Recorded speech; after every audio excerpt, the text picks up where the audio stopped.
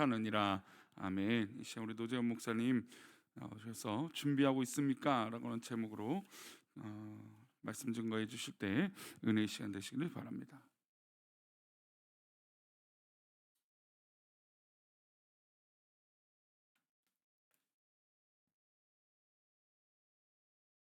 기도하겠습니다. 하나님 아버지, 이 예배를 통해 살아계신 하나님의 보좌 앞으로 나와 하나님의 말씀을 듣게 하시고 하나님께 기도할 수 있도록 인도해 주시니 감사합니다. 이 시간에 머리 숙인 사랑하는 우리 교회 권속들에게 은혜를 베푸셔서 하나님이 주신 계시의 말씀 잘 깨닫게 하시고 주신 말씀대로 순종할 수 있도록 견인해 주시옵소서. 이 예배를 통해 받은 은혜가 우리 삶에서 드러나게 하시고 그리스도의 향기를 뿜어내는 사랑하는 우리 교회 성도들 되도록 은총 베풀어 주시옵소서. 여러 가지 감사와 간구의 제목을 달아 예물을 드렸사오니 귀를 기울여 주시고 하나님께서 가장 좋은 것으로 채워 주실 것을 믿는 믿음이 더욱 굳세지게 하시옵소서. 이제 말씀을 상고할 때 진리 영께서 함께 하시어 바로 듣고 바로 깨달아 바로 행할 수 있도록 인도해 주시옵소서. 예수님의 이름으로 기도합니다. 아멘. 예수님께서 천국에 대해서 비유로 알려주시는데요. 이런 자가 천국에 들어간다, 이렇게 가르쳐 주시려고 비유를 드십니다. 자, 과연 어떤 비유일까요? 말씀을 통해 살펴보겠습니다. 마태복음 말씀 함께 읽습니다. 그때에 천국은 마치 등을 들고 신랑을 맞으러 나간 열 처녀와 같다 하리니 그 중에 다섯은 미련하고 다섯은 슬기 있는 자라. 천국에 대해 알려주시면서 열처녀 비유를 드시는데요. 이 열처녀는 등을 들고 신랑을 맞으러 나갔다고 합니다. 결혼식이 열리는 거죠.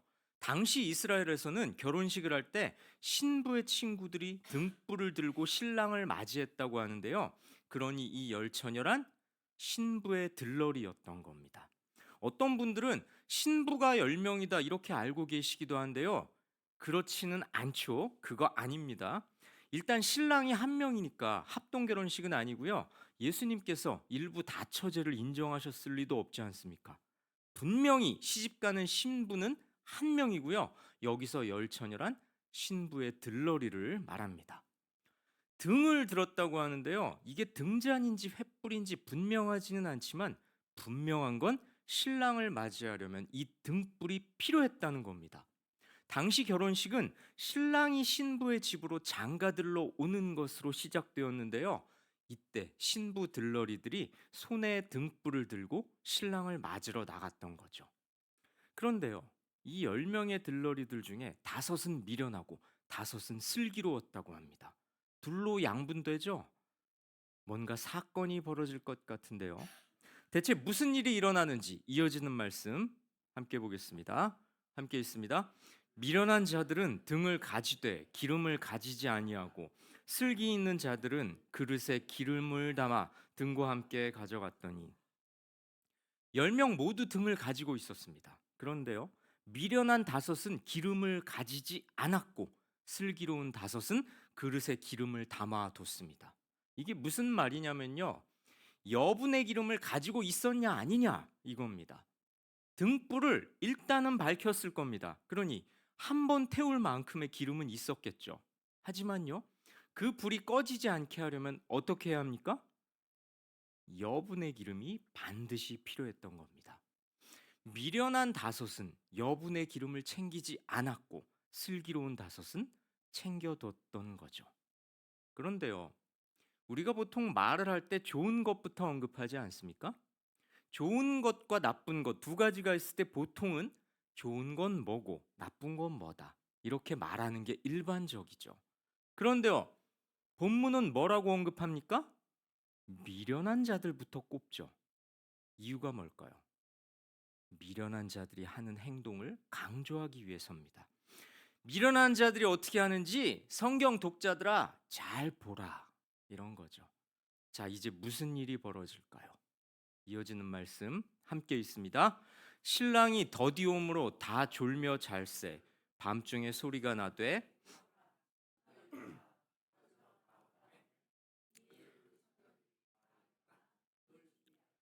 당시 이스라엘 결혼식은 밤에 이루어졌습니다. 그런데요, 신랑이 무슨 이유인지 오지를 않습니다. 등불을 든 열처녀들은 기다리다 지쳐 잠이 들고 말죠. 그런데요, 갑자기 소리가 납니다. 시끌시끌합니다. 신랑이 도착한다는 소리죠. 여러분, 요즘에는 함이라는 게 없지 않습니까?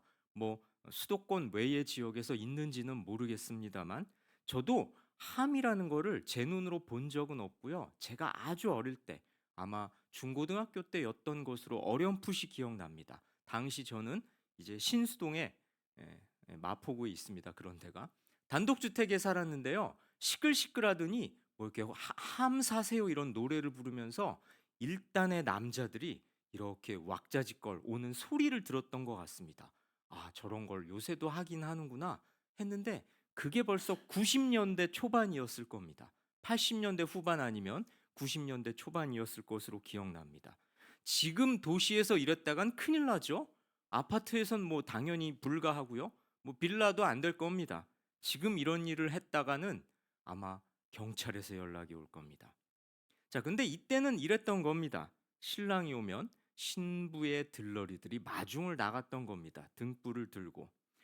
자, 신랑과 함께 오는 무리들이 왁자지껄 흥겹게 마중 나오라면서 소리를 냈을 겁니다. 잠들었던 열처녀들은 일어납니다. 불이 나게 등을 준비하죠. 아마 등에 심지를 손질하거나 기름을 채웠을 겁니다. 그런데요, 문제가 생깁니다. 어떤 문제일까요? 이어지는 말씀 함께 읽습니다. 미련한 자들이 슬기 있는 자들에게 이르되 우리 등불이 꺼져가니 너희 기름을 좀 나눠달라 하거늘 슬기 있는 자들이 대답하여 이르되 우리와 너희가 쓰기에 다 부족할까 하노니 차라리 파는 자들에게 가서 너희 쓸 것을 사라 하니. 그렇습니다. 미련한 다섯 처녀 여분의 기름을 준비하지 않았죠. 등불은 꺼져가는데 기름이 없습니다. 기름을 좀 나눠달라고 준비한 처녀들에게 부탁해 보지만 단호하게 거절당합니다. 그렇습니다. 신랑이 더디 왔으니 얼마든지 잠들 수 있죠. 하지만요, 똑같은 잠은 아닙니다. 신랑이 언제 오든지 깨어 맞이할 수 있을 만큼 여분의 기름까지 넉넉히 준비한 슬기로운 여인들에게는 안전한 잠이지만 신랑이 오리라 예측한 때까지 필요한 기름만 딱 맞게 준비한 여인들에게는 대책 없이 빠져든 잠이었죠. 여러분, 기름을 나눠주지 않은 것에 대해 어떻게 생각하십니까? 여기 대부분이 여성들이니까 공감을 뭐 하시는지 어쩐지 모르겠습니다만 기름을 안 나눠줬어요. 어떻게 생각하십니까? 아우 치사해라. 저 여시 같은 같으니. 뭐 이렇게 보십니까? 지만 살겠다고. 그렇지 않죠. 나눠줬다가는 양쪽이 다 부족했을 겁니다. 여분의 기름은 자기를 위해 준비한 거였고요. 들러리가 불을 켜는 건 의무였죠. 그러니 기름을 나눠주지 않은 게 비난할 일은 아닙니다. 자, 이제 일이 어떻게 될까요? 이어지는 말씀 함께 읽습니다. 그들이 사러 간 사이에 신랑이 오므로 준비하였던 자들은 함께 혼인잔치에 들어가고 문은 닫힌지라. 그 후에 남은 처녀들이 와서 이르되 주여 주여 우리에게 열어주소서. 대답하여 이르되 진실로 너희에게 이르노니 내가 너희를 알지 못하노라 하였느니라. 불이 나게 기름을 사러 갑니다. 그런데 그새 신랑이 와버리죠. 저런 경험 뭐 있지 않습니까? 저도 저런 경험이 있습니다. 찬양 인도를 할 때 기타에 배터리를 넣어야 돼요. 9V 건전지를 넣어야 되는데 2주 전에 있었던 일입니다. 11시 예배가 시작되기 한 5분 남았는데 기타에 전원이 안 들어오는 겁니다. 내 기타가 고장났을 리는 없고 원인은 하나구나. 배터리가 없구나. 바로 요 근처에 있는 슈퍼로 뛰어갔다 온 기억이 있어요. 그 여분 하나 사놨으면 좋았을 걸. 자, 지금 이 상황이 그런 겁니다. 불이 나게 기름을 사러 갑니다. 그런데 그새 신랑이 와버리죠. 당시 결혼식에서 신랑이 도착하면 신부 들러리들은 신랑을 신부 집으로 맞아들입니다. 그리고 문은 닫혀버리죠. 출입이 금지됩니다. 아마 결혼식이 밤중에 진행되는 데다가 강도들이 닥칠까봐 그랬던 것 같은데요. 어쨌든 중요한 건 신랑이 도착하면 결혼식이 시작되면 더 이상 혼인잔치에 들어올 수 없다는 겁니다. 기름을 준비한 다섯 처녀는 함께 혼인잔치에 들어가는데요. 기름을 사러 간 다섯 처녀가 도착했을 때는 이미 문이 닫혀버린 뒤였습니다. 그들은 혼인잔치에 들어가지 못했죠. 주여, 주여, 우리에게 열어주소서. 간청을 해봤지만 돌아오는 대답은 매몰차입니다. 내가 너희를 알지 못하노라. 혼주의 대답일 수도 있고요, 신랑의 대답일 수도 있겠죠. 내가 너희를 알지 못하노라. 여러분, 이거 유머로 이런 말 많이 하죠? 뭐 좀 달라 그러면 뉘신데 뭐 이런 거 우리 유머스럽게 말하지 않습니까? 어쨌든 분명한 건 기름을 준비하지 못한 다섯 처녀는 혼인잔치에 들어가지 못했다는 겁니다. 자, 여기까지가 이 비유의 줄거리입니다. 예수님께서 비유를 들어서 가르치신 건데요. 이 비유의 의미가 뭘까요? 이 비유를 시작할 때 예수님께서 뭐라고 하셨나요? 천국은 마치라고 운을 떼셨죠. 그렇습니다. 천국에 들어가려면 이렇게 해야 한다. 이걸 가르치시려고 이 비유를 드신 거죠. 예수님께서 이 비유에 대해서 친히 설명해 주십니다. 자, 다음 말씀 함께 볼까요? 함께 읽습니다. 그런즉 깨어 있으라. 너희는 그날과 그때를 알지 못하느니라. 그렇습니다. 천국에 들어가려면 깨어 있어야 한다는 거죠. 왜냐하면요, 우리 인간은 그날과 그때를 알지 못하기 때문이죠. 그날과 그때란 예수님이 다시 오시는 때, 심판의 때를 말합니다. 예수님이 다시 오시면 그때는 심판주로 오십니다. 천국에 들어갈 자와 들어가지 못할 자가 갈리게 되죠. 그런데 문제는 언제 오실지를 우리가 알 수 없다는 겁니다. 그러니 우리는 늘 깨어서 준비하고 있어야 한다는 거죠. 자, 예수님의 비유에서 미련한 자만 잠든 건 아니었습니다. 슬기로운 자도 잠들었죠. 그러니 깨어 있으라는 말씀은 예수님이 언제 오실지 모르니 잠도 자지 말라는 의미는 아닙니다. 언제 예수님이 오셔도 상관없을 만큼 철저히 준비해 놓으라는 뜻이죠. 예수님의 재림을 준비하는 삶이란 끊임없는 긴장을 의미하는 건 아닙니다. 언제 주님께서 오시든지 그분을 맞이할 수 있도록 준비되어 있어야 한다는 거죠. 성도 여러분, 우리는 예수님 다시 오실 그날에 대처할 준비를 해야 합니다. 주님 다시 오실 때까지 나는 일어나 달려가리라. 성도님들 이 찬양 좋아하시죠? 주님 다시 오실 때까지 일어나 달려가겠다고 그렇게 노래하지 않았습니까? 늘 예수님을 맞이할 채비를 하고 사는 이들에게 재림은 반가운 소식일 겁니다.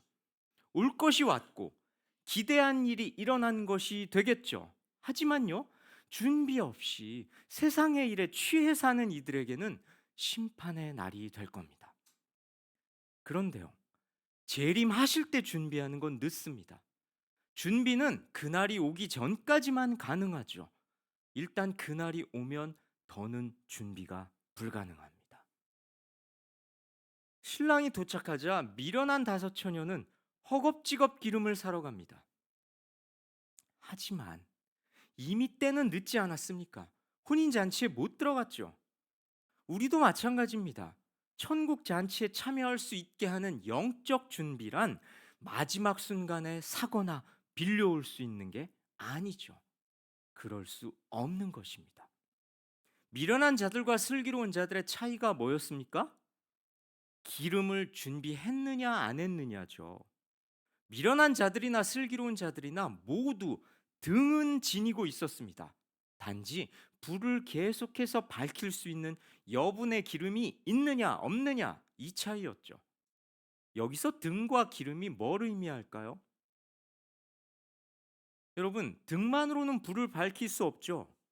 그러니 기름 없는 등이란 형식만 갖춘 외형뿐인 신앙생활을 의미하는 겁니다. 불을 밝힐 수 없는 등이 무슨 소용이 있겠습니까? 열처녀는 뭘 의미할까요? 예수님을 믿는다고 하는 모든 신자를 가리킵니다. 기름을 준비 못한 다섯 처녀가 혼인잔치에 못 들어간 것처럼 교회에 속해 있다고는 하지만 그 신앙이 껍데기뿐이라면 천국 잔치에 못 들어간다는 겁니다. 교회 안에 함께 있고 함께 신앙생활 하더라도 모두 혼인 잔치에 들어가는 건 아닐 수 있다는 겁니다. 누군가는 문 밖에서 슬피 울게 될 수 있습니다. 우리들 중에 한 사람이라도 낙오되지 않고 모두 함께 잔치에 참여하도록 서로 돕고 서로 이끌어 줘야 합니다. 그런데요, 재림을 준비하는 일은 다른 사람이 대신할 수 없습니다. 각자 책임져야 할 일이죠. 신랑의 도착이 지체됩니다. 등불이 꺼져가죠. 기름을 준비하지 못한 미련한 여인들은 기름을 준비한 지혜로운 여인들에게 청해 봅니다. 하지만 냉정하게 거절당하죠. 슬기로운 처녀들의 거절이 매정하게 느껴질 수 있습니다. 하지만요, 마지막 때를 위한 준비란 스스로 책임져야 할 문제지 다른 사람이 준비한 것에 의지할 수 있는 게 아니라는 걸 이 비유는 가르쳐 줍니다. 그렇습니다. 신앙 공동체란 협력해야 합니다. 서로를 도와야죠. 하지만요, 천국 잔치에 들어가는 건 어디까지나 개인의 문제입니다. 주님 앞에 홀로 서서 다시 오실 그분과의 마지막 만남을 준비하는 이에게 천국 잔치의 문이 열립니다. 교회에 속해 있다는 소속감, 신앙생활에 가담하는 것, 여기에 그쳐서는 안 된다는 거죠. 게다가요, 열 처녀 모두 처음에는 등불을 밝혔습니다. 문제는 신랑이 올 때까지 그 불을 밝히고 있느냐죠. 한때 신앙 좋았던 것, 한때 뜨거웠던 것, 그날 주님을 영접하는 데는 전혀 도움을 주지 못할 겁니다. 계속 좋아야죠. 계속 뜨거워야죠. 주님 다시 오실 때까지 등불을 밝히고 있어야 하는 겁니다. 주님 다시 오실 때까지 나는 일어나 달려가리라. 그때까지 달리겠다고 우리 노래하지 않았습니까? 성도 여러분, 예수님의 재림을 날마다 준비하고 계십니까? 주님이 다시 오시면 그때는 준비하고 선택할 기회가 없습니다. 혼인 잔치란 신랑이 등장하면 시작돼 버리기 때문이죠. 신랑이 오기 전까지만 기름을 준비할 수 있습니다. 뒤늦게 준비하고 아무리 간청해도 한 번 닫힌 문은 다시 열리지 않을 겁니다. 신랑이 잔치집에 들어간 후에는 아무리 주님 주님 하며 애절하게 부탁해도 문은 열리지 않을 거고요. 주님은 그 미련한 자들을 모른다 하실 겁니다. 성도 여러분, 예수님은 뜻밖의 오실 겁니다. 오늘 본문이 그렇게 말씀하고 있지 않습니까? 미련한 처녀들의 예상은 빗나갔죠. 자기 예상만 믿고 준비하지 않았습니다. 기름을 준비하지 않아서 신랑의 길을 밝히지 못했죠. 그러니 기름을 준비하지 않은 건 뭡니까? 자기 기대와 예측을 따라 신랑이 움직이길 바라는 교만일 뿐이죠. 13절 다시 한번 볼까요? 그런즉 깨어 있으라. 너희는 그날과 그때를 알지 못하느니라. 너희는 그날과 그때를 알지 못하느니라. 예수님이 언제 다시 오실지 우리는 알 수 없다고 성경은 분명히 말씀합니다. 그런데요, 예수님이 아주 늦게 오실 것처럼 지레짐작하고 있지는 않습니까? 예수님이 내 예상에 맞춰서 움직이시길 바란다면 그건 교만일 뿐이죠. 예수님이 다시 오시겠다고 말씀한 지 2000년이 지났습니다. 인간들의 입장에서 더디 오시는 것 같기도 하죠. 그래서 그런지 지금 사람들은 주님이 다시 오실 거란 생각조차 잊어버린 것 같습니다. 마치 끝이 없을 것처럼 살죠. 신실한 성도들조차 재림의 소망이 희미해져 갑니다. 하지만요, 주님께서는 생각지 않은 때에 반복되는 우리 일상에 갑자기 찾아오실 겁니다. 그렇기 때문에 우리는 항상 주님께 부끄러울 것 없는 일상을 꾸려야 합니다. 몇 주 전에 있었던 일입니다. 토요일 저녁 교회 일을 마치고 저는 차를 몰고 퇴근을 했죠. 그런데 제 차 계기판에 경고등이 떴습니다. 무슨 경고등일까요? 기름이 부족하다는 경고등이었습니다. 하지만 저는 가뿐하게 무시를 했습니다. 왜요? 에이, 설마 나에게 무슨 일이 있겠어? 가다가 주유소 보면 기름 넣지 뭐. 아니면 집까지 가서 집 근처 주유소에서 넣으면 되겠지 뭐. 설마 가다가 무슨 일이 생기겠어? 이런 마음으로 교회를 출발한 저에게 출발한 지 딱 3분 만에 사건이 생깁니다. 도로 한가운데서 제 차가 멈춰버린 겁니다. 멈추기 직전에 증세가 없던 것도 아니었습니다. 마치 경운기 소리처럼 털털거리는 소리가 나더군요. 아니, 내 차가 나름 중형차인데 이게 웬 경운기 소리란 말이냐. 그때 저는 아차 싶었습니다. 제발 주유소까지만 가다오. 하지만 저의 기대는 보기 좋게 빗나갔습니다. 도로 한복판에서 제 차는 그대로 멈춰버렸죠. 이후의 상황은 뭐 짐작하시는 그대로일 겁니다. 뒷차는 빵빵거리고요. 개중에는 저에게 욕지거리를 내뱉는 이도 있었습니다. 어떻게 하겠습니까? 들어야지. 그렇습니다. 경고등이 뜨기 전에 기름이 얼마 안 남았을 때 채워야 했습니다. 아니, 경고등을 보자마자 기름을 넣었어도 그런 일은 안 생겼겠죠. 저 때문에 아주 급한 누군가가 낭패를 봤을지도 모를 일 아닙니까? 그러니 욕해도 들어야죠, 뭐. 저의 그 아니란 생각. 에이, 무슨 일 있겠어? 에이, 설마 차가 멈추기라도 하겠어? 에이, 설마 집까진 가겠지. 근거 없는 낙관. 잘못된 예상으로 기름을 준비하지 않았던 건 큰 과오였죠. 성도 여러분, 재림에 대한 우리의 생각이 혹시 이와 같지는 않나요? 비유 속의 신랑처럼 예수님의 재림은 사람들의 기대보다 지연될 수 있습니다. 하지만요, 예수님의 재림은 주님을 맞으러 나오라는 천사들의 외침과 더불어 반드시 실현될 겁니다. 여러분은 어떻습니까? 예수님 맞을 준비가 되어 있습니까? 미련한 다섯 처녀에 대해서 좀 더 생각해 볼까요? 정말로 신랑을 섬기고자 했다면 좀 더 철저했을 겁니다. 신랑이 늦게 올 것에 대비해서 여분의 기름을 준비했겠죠. 그러니 기름을 준비하지 않았다는 건 신랑을 섬기지도 순종하지도 않았다는 겁니다. 성도 여러분, 우리도 마찬가지입니다. 주님 맞을 준비를 하지 않는다면 주님을 사랑하지도 주님께 순종하지도 않는 삶을 사는 것이죠. 마지막으로요, 이 비유에서 등과 기름이 뭘 또 의미하는지 상고해 보십시다. 성경에서 기름이란 성령을 의미하는 경우가 많은데요. 이사야서도 이렇게 말씀합니다. 이사야 9절 함께 읽습니다. 주 여호와의 영이 내게 내리셨으니 이는 여호와께서 내게 기름을 부으사. 어떤가요? 주 여호와의 영, 성령이 기름과 연결되죠. 이 밖에도 성경은 여러 곳에서 기름이라는 소재로 성령을 가리킵니다. 왜 우리가 흔히 성령의 기름을 부어 주소서 뭐 이렇게 말하는 경우도 있지 않습니까? 그러니 기름을 준비해야 한다는 건 성령 충만해야 한다는 겁니다. 예수님 언제 다시 오실지 모르니 늘 성령 충만한 삶, 늘 성령의 인도를 받는 삶을 살아야 한다는 것이죠. 그런데요, 성령 충만이란 그저 감정이 뜨거운 게 아닙니다. 성령은 말씀의 영이죠. 진리의 영입니다. 말씀을 통해 우리에게 역사하십니다. 성령께서는 말씀을 통해서 우리로 하여금 진리를 깨닫게 하시고, 말씀을 통해서 하나님이 뭘 원하시고 기뻐하시는지를 우리에게 가르쳐 줍니다.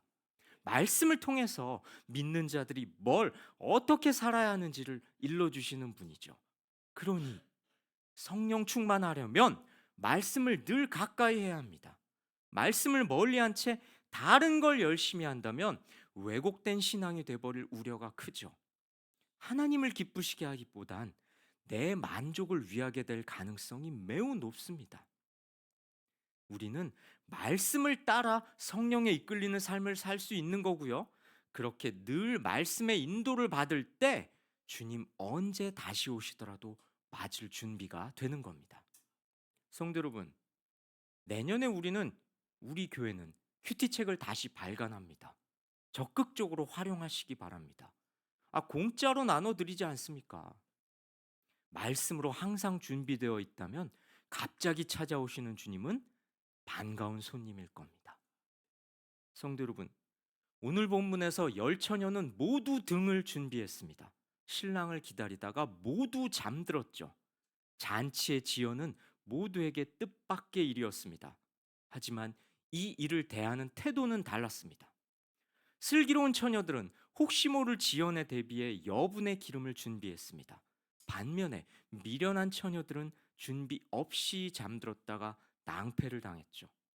혼인잔치의 문을 열어달라고 간청을 했지만 돌아오는 답은 싸늘했습니다. 내가 너희를 알지 못하노라. 성도 여러분, 지금 우리에게는 준비할 시간이 있습니다. 선택할 기회가 남아있죠. 날마다 말씀 안에서 주님과 교제하는 이들은 주님이 오실 때 결코 내가 너를 모른다 이렇게 부인당하지 않을 겁니다. 말씀을 따라 매일의 삶을 순종으로 채운 이들은 넉넉히 천국 잔치에 들어갈 겁니다. 예수님은 천국 잔치의 주인공으로 다시 오십니다. 다시 오실 예수님을 고대하고 사랑한다면 그분 맞을 준비를 해야 하지 않겠습니까? 열 처녀의 비유는 언제 다시 오실지 모르는 예수님의 재림을 깨어 준비해야 한다고 가르쳐 줍니다. 그런데요, 그 준비는 예수님이 다시 오시기 전까지만 가능하고요. 일단 그날이 오면 더는 준비가 불가능합니다. 이 말씀 가슴에 새기셔서 영원한 생명과 기쁨의 잔치에 참여할 수 있도록 주님 다시 오실 날을 준비하는 삶을 살아가시길 주님의 이름으로 권면하고 축원합니다. 우리 함께 찬양하시고 기도하십시다.